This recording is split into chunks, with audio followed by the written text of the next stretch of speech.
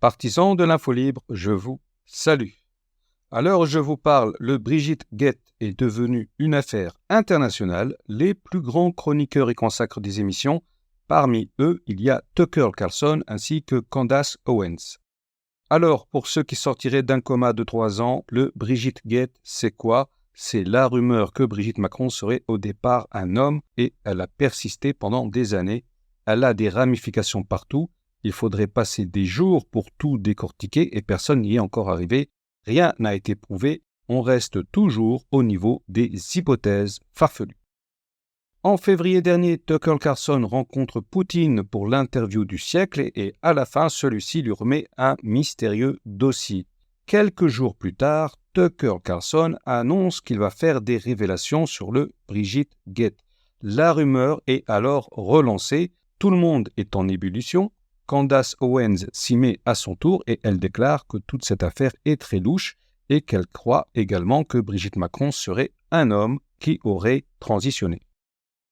Voilà où nous en sommes aujourd'hui, tout le monde en parle mais personne n'a de preuves. Néanmoins, il y a des petits détails intrigants qui apparaissent, comme par exemple le fait que Donald Trump détenait lui aussi un dossier sur Macron. Quand il a été perquisitionné par le FBI, ils ont trouvé ce dossier et Donald Trump lui-même a confirmé qu'il détenait des documents sur la vie privée de Macron. Et il y a encore plein d'autres choses intrigantes, trop pour en faire une liste. Sachez par exemple que Brigitte, après avoir séduit Macron quand il avait 14 ans, a ensuite été promue dans un lycée catholique où elle s'est occupée des 3 enfants de Bernard Arnault, qui est aujourd'hui l'homme le plus riche de France, voire du monde. Il y a encore d'autres détails intéressants qui ressortent. Il y a des liens avec le monde du luxe et de la banque. Il y a une ressemblance entre Macron et l'un des fils de Brigitte. Et là, on commence à rentrer dans le graveleux. Il y a des choses que les gens, entre parenthèses, normaux, ne peuvent supporter. Si jamais ils contemplaient la vérité nue, leur psychisme serait affecté, ils deviendraient fous. Ça, je le sais par expérience, car je suis dans le conspirationnisme depuis des années, voire des décennies. Et j'ai constaté qu'à chaque fois qu'il y avait quelque chose de vraiment grave, plutôt que de contempler la vérité en face, il y a des gens qui préfèrent se réfugier dans des théories bizarroïdes. Par exemple, si on leur parle du 11 septembre, ces gens fragiles vont répondre qu'il n'y a pas eu d'avions qui ont frappé les tours, et selon eux, c'était juste des hologrammes. Et même aujourd'hui, vous les verrez dans les commentaires, ils sont toujours là, ils n'en démordent pas.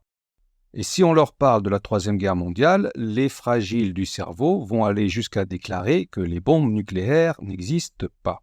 Et si jamais on leur parlait d'une planète X qui viendrait nous menacer, les fragiles du haut ont la réponse. Il n'y a pas de planète, la Terre est plate et le Soleil et la Lune sont des vaisseaux spatiaux qui flottent au-dessus de la Terre ou je ne sais quoi.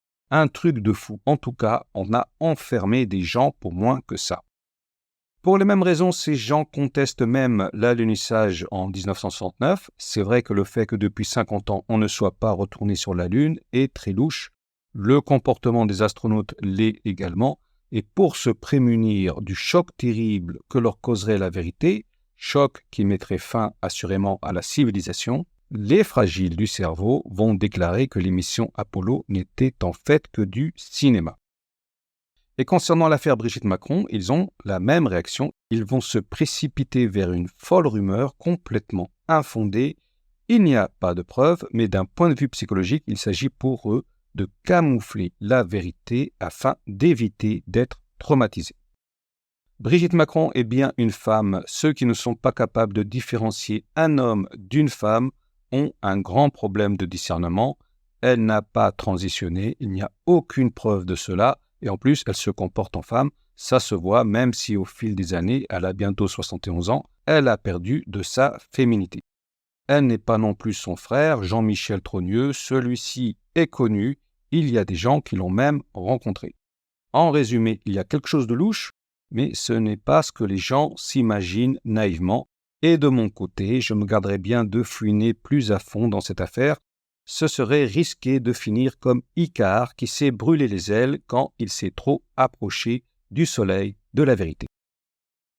Mon conseil, c'est d'attendre que la vérité finisse par éclater d'elle-même. Si Tucker Carlson s'y met, ce ne serait alors qu'une question de jours ou de semaines.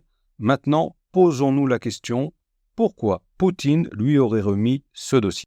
L'interview était décevante. Il y a fort à parier qu'elle n'était qu'un prétexte pour lui remettre ce dossier. Car dites-vous bien que si la France était déstabilisée et que Macron était éjecté de l'Élysée, c'est l'Europe qui risque d'être affaiblie par des dissensions internes. La plupart des pays européens sont déjà au bord de l'explosion sociale. La crise des agriculteurs l'illustre parfaitement. Et alors, non seulement ils ne pourront plus faire front commun contre la Russie, mais il se pourrait même que l'on assiste à des soulèvements plus graves que tout ce que nous avons déjà connu. Et dans ces conditions, l'invasion russe devient alors une possibilité tout à fait sérieuse. Voilà la stratégie de Poutine. Il a manipulé Tucker Carlson et en fait, il manipule tout le monde. En tant qu'ex-agent du KGB, c'est un expert en ce domaine. Au mois de février, il a joué sa carte maîtresse. Trump la détenait également. Et aujourd'hui, nous sommes donc en train de voir le résultat avec le relancement d'une frauduleuse rumeur en attendant que la vérité éclate au grand jour. Cette vérité, je ne la connais pas, mais je suspecte quelque chose de vraiment honteux, quelque chose qui a complètement détraqué Emmanuel Macron et qui en a fait le psychopathe qu'il est aujourd'hui et qui est en train de mener le pays à son anéantissement. Voilà, cette vidéo est maintenant terminée. Sur ce, je vous dis à bientôt et à la prochaine.